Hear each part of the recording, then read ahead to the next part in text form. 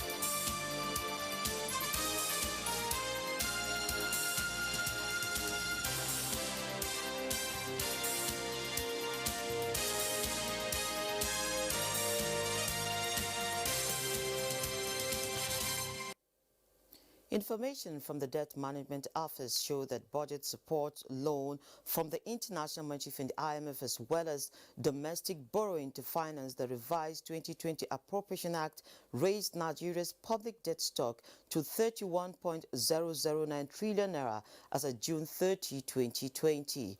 The total debt stock jointly accumulated by the federal, 36 state governments and the Federal Capital Territory rose by 2.381 trillion naira from the 28.628 trillion naira reported in March this year.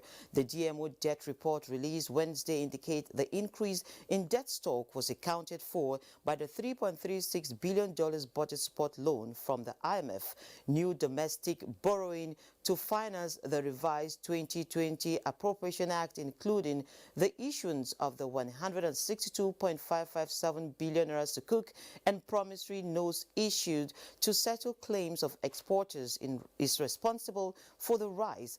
5.365 trillion naira of the budget is intended to be funded by domestic and foreign borrowing, while direct revenue funding will cover 5.158 trillion naira. The DMO said it now expects the public debt stock to further expand as government raises the balance of the new domestic borrowing and disbursements on funding support by the World Bank, Africa Development Bank and the Islamic Development Bank come in. The expected funding support from these multilateral agencies are part of arrangements to finance the revised 2020 budget, in addition to promissory notes expected to be issued in the course of the year, which, if added to new borrowings by state governments, also are expected to increase the public debt stock. A high-powered steering committee that will chart a new course for Nigeria's National Development Plan has been inaugurated by President Muhammadu Buhari. The committee is to prepare the nation's medium-term National Development Plan 2021 to 2025 as well as Agenda 2050 to succeed Nigeria's Vision 2020 and the Economic Recovery and Growth Plan. The president described the task as vital towards the transformation of the nation's economic fortunes. Within the next 10 years, particularly given the World Bank's projection that Nigeria will become the world's third most populous country by 2050 with over 400 million people. It is my expectation that the steering committee will oversee the execution of key deliverables, including recommending measures to ensure the continuous implementation of the plans even after the expiration of the tenure of successive administrations, including legislation if required. The successor plans must, therefore, be designed to sustain national development as well as support our regional and global strategic interests as outlined in the African Union Agenda. The African continent is gradually becoming borderless. It is only the countries that plan and translate their plans into action that are likely to get the greatest impact. To this end, I envisage that the new plans will also focus on addressing these binding constraints that have impeded the much desired industrialization and transformation of our economy. And then let me also say that I'm among those who believe that the only time you are going to succeed in breaking the back of this stubborn camel called Nigeria is when the economy is in a terrible shape. During an oil boom, you're wasting your time. Our interest in National Assembly largely is to ensure that at the end of the day, the product on the table is not just a plan of the federal government, but a plan for the people of the Federation. Now, Nigerians wake each day to new expectations for better life as they look up to government for the fulfillment of these desires. Government at all levels, in turn, occasionally take a look at the scorecard with a view to undertake assessment of stewardship, bearing in mind the contract signed with the people.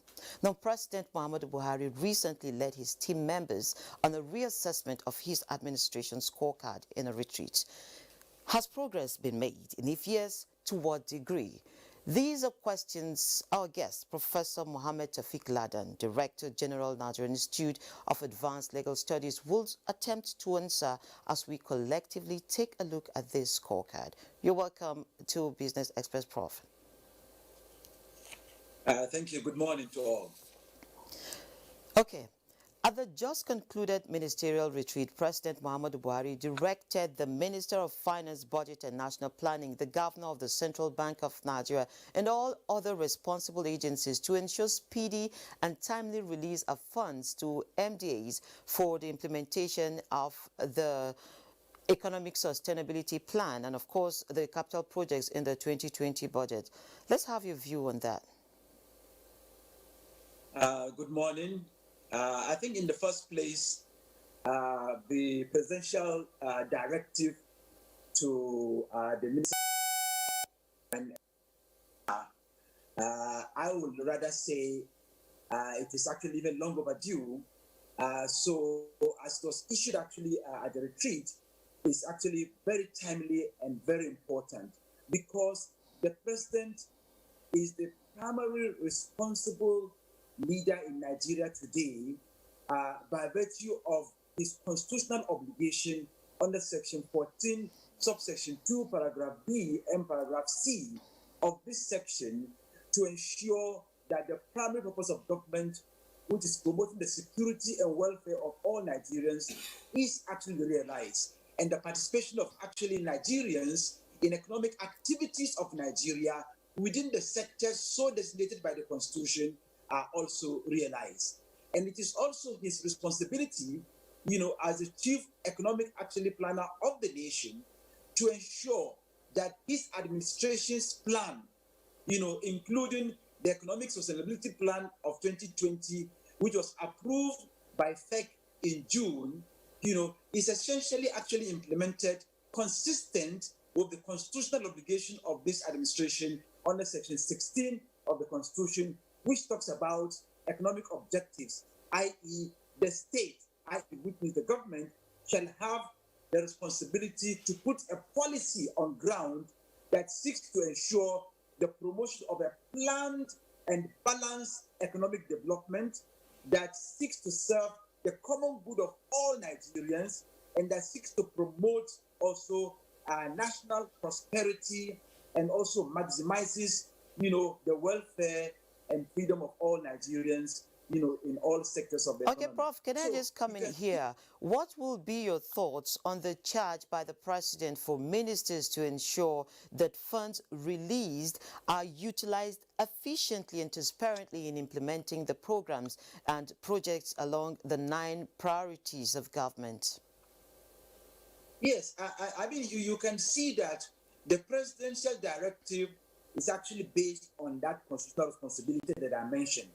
And it is also the basis of why we have, the Economic Sustainability Plan, which was developed as a 12-month transit plan between Economic Recovery and Growth Plan of 2017-2020 and the new one that is actually yet to come into force. And if you look at the Economic Sustainability Plan that was adopted by FEC in June, 2020, it has a 2.3 trillion naira transit plan for a 12-month plan, and the sources of funding of that plan are clearly articulated in the Economic Sustainability Plan. And so the charge by Mr. President to the Ministers of Finance, National Planning, and the CBN Governor is for them to be able to coordinate and to timely put their heads together and ensure the implementation of the Sustainability Plan. Because take, for instance, the Economic Sustainability Plan, 2020, adopted by FED, provided actually very clearly sources of its funding. It says 500 billion naira will actually come from special federal government account, 1.1 trillion naira from the CBN in the form of structured lending, 334 billion naira from external bilateral and multilateral sources, 302.9 billion naira from other funding sources. So these are the clear sources of funding of the Economic Sustainability Plan as approved by FEC in June this year. And so when the president actually yesterday charged them, to coordinate and collaborate in a timely implementation and intervention, based on this plan, he is actually saying the obvious. And I think it is time for them to really put their heads together and make sure that the releases are made to actualize the 2020 revised, budget, that was actually revised on the basis of the negative impact of COVID-19, on government revenue, that is one, and also on increased expenditure needs on health and economic stimulus plan, etc.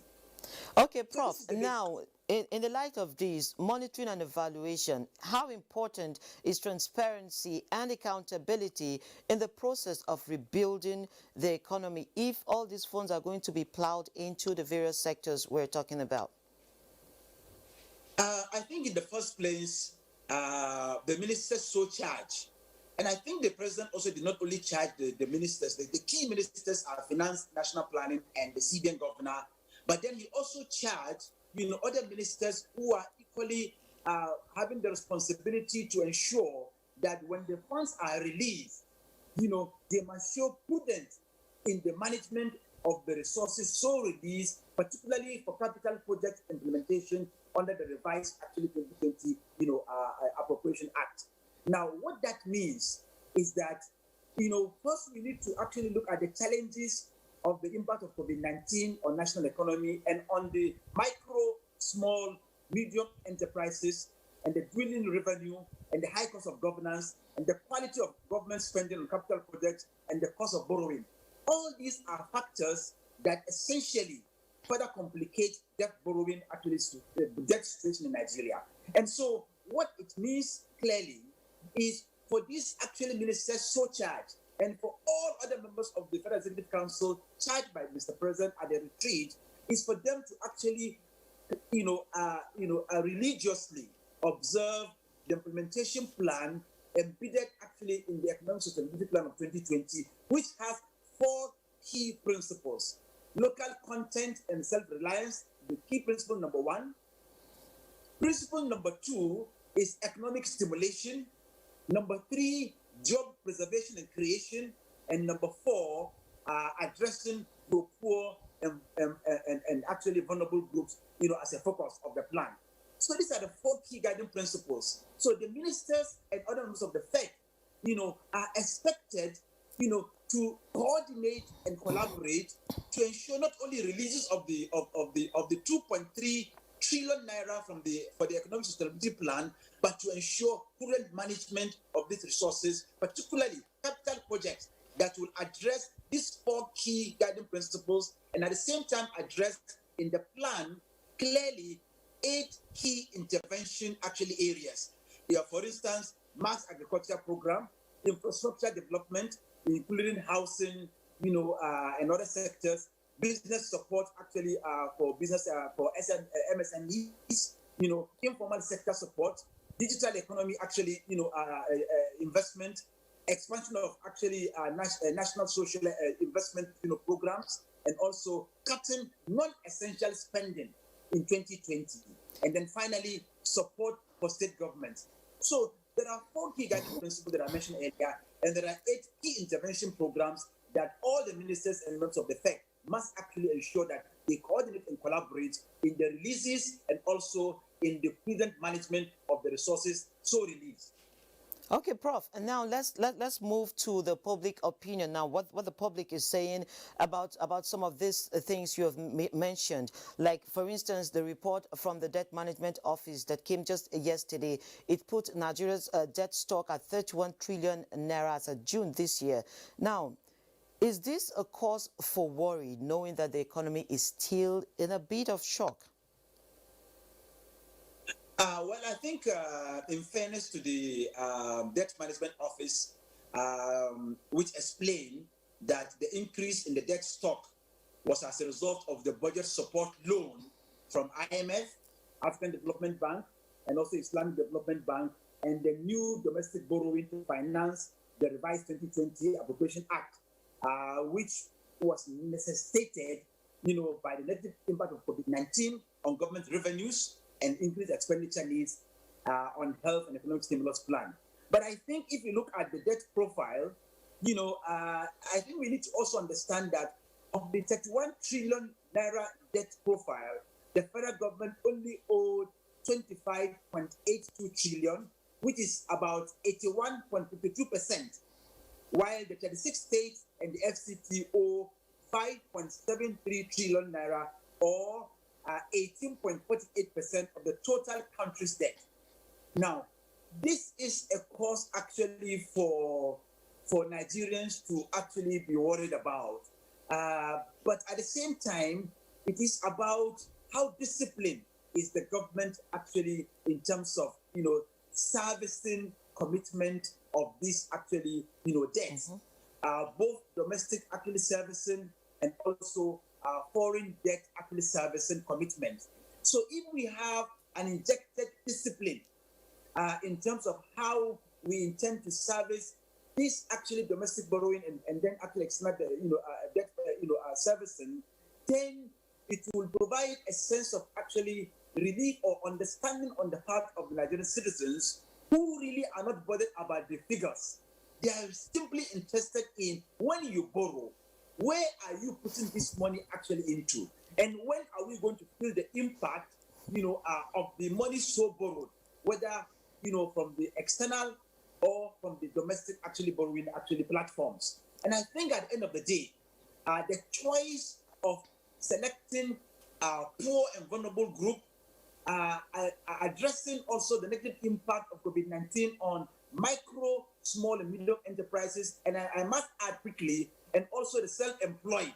These are the group that in the last 6 months, happen to be the hardest hit in Nigeria. And so we have no reason, when already we are in September, for the 2020 actually revised budget, not to actually go far in the implementation, of the revised budget 2020, and also in the implementation of the stimulus actually package of 2.3 trillion naira, that is already. Okay, now still on this 2.3 trillion naira, when we placed it aside the GDP figures, for instance, released in the second quarter, and virtually every data that came out at that time, we've not really had some positive notes from the data side. Now, 2.3 trillion naira, what do you see as the multiplier effect? Will it make any significant change? Well, I think, in my view, I'm not necessarily an economist. Oh, sure. But I believe strongly that from all the actually figures and also the analysis and also the concern of Mr. President, it is very clear that he believes strongly that Nigerians essentially would like to see strategic intervention, that will impact, positively on the quality of their lives and also on the standard of living of Nigerians. Okay, thank you very much, Prof. I think we're going to just let it end there at this moment. I've been speaking to Professor Ladan. Good morning. Thank you. Thank you. Okay, thank you. You're still watching Business Express reaching you from Abuja, and when we return, we will serve you with a special on government closure of the subsidy files for petrol and electricity.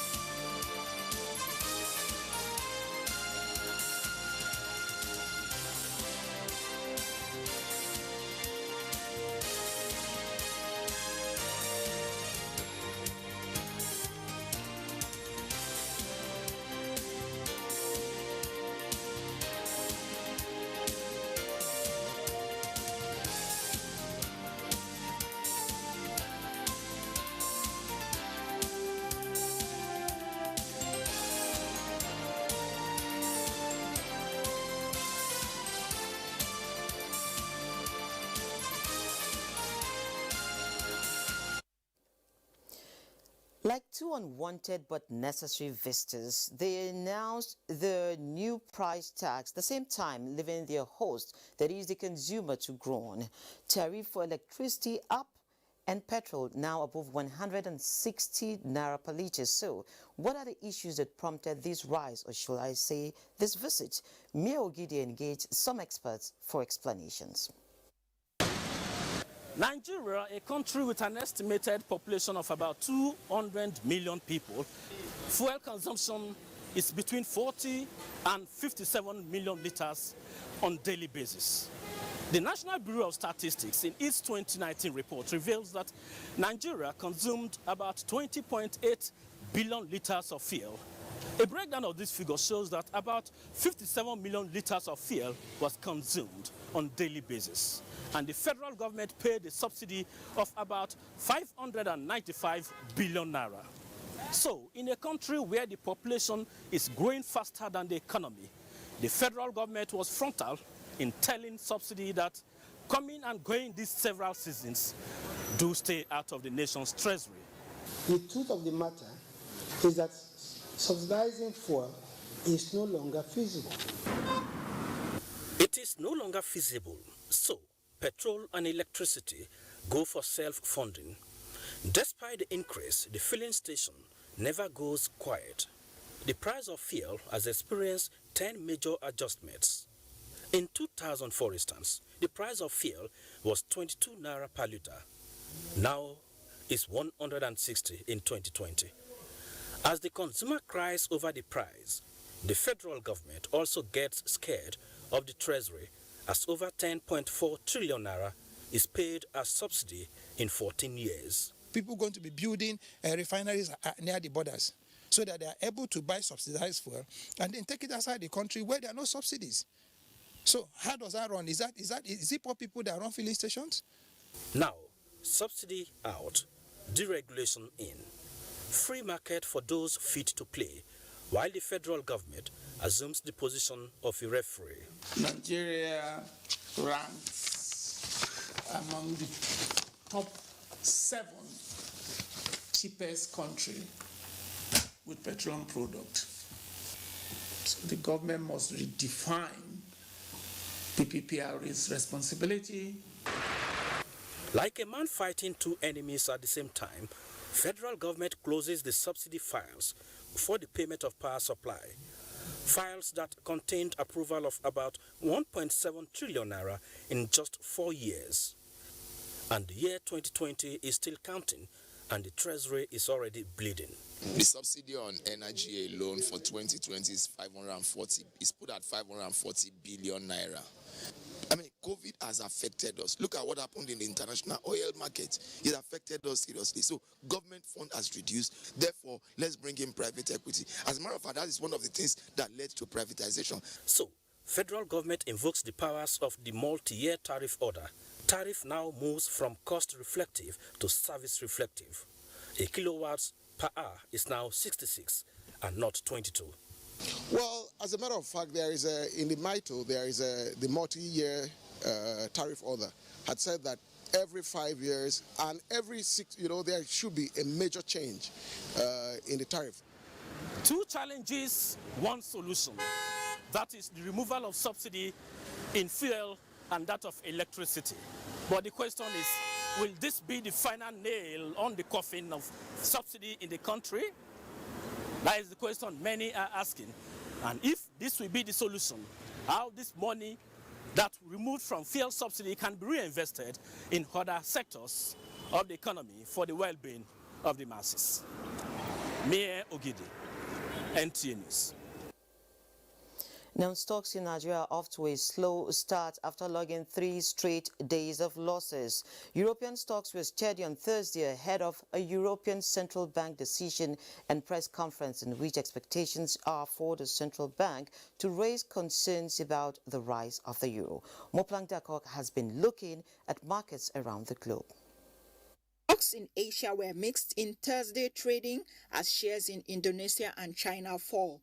Shanghai Composite Index of China went down 0.60%. Hong Kong's Hang Seng Index was 0.01% lower, while the Nikkei 225 in Japan rose 0.88% to close at 23,235.47.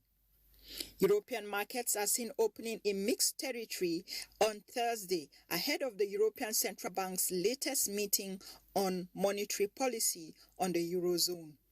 London's FTSE is seen opening 16 points lower at 5,997. Germany's DAX up 16 points and the CAC 40 of France also up by 4 points at 5,751. Equities had bounced back on Wednesday, halting days of losses driven by mega stocks like Apple, Amazon, Microsoft, Facebook, and Tesla. United stock futures were higher in early Thursday morning trading. The Dow Jones Industrial Average rose 49 points. The S&P 500 and Nasdaq saw similar minute gains. The Nasdaq Composite had risen to pull itself out of correction territory on Wednesday. With Global Market Update, Moplang Dakok. Now that does it on this edition of Business Express. We value your feedback, so keep the comments, observations, and suggestions coming.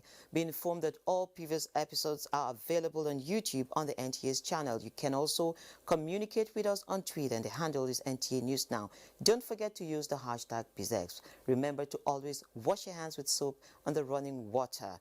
Business Express returns Friday, 3 p.m. I am Leah Katung. Baba Tunde.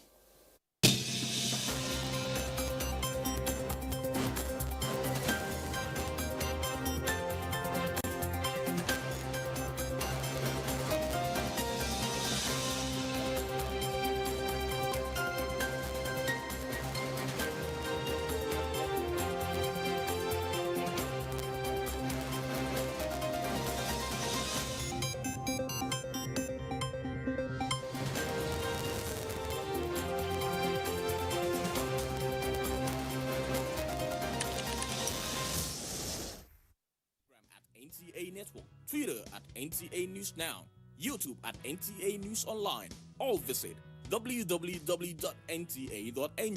For live streaming, visit www.nta.ng/live. Now, you can stay updated on the go, be it on your TV, iPhone, laptop, or iPad, or download.